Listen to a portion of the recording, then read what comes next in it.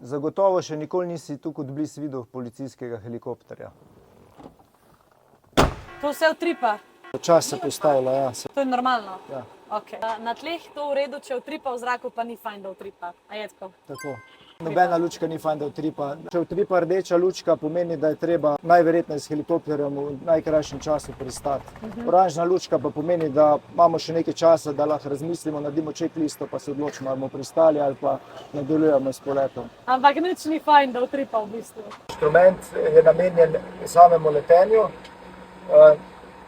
Imenuje se primary flight display, tale multifunction display je pa namenjen naziranju sistemov v helikopterju. Tukaj vidimo motor 1, motor 2.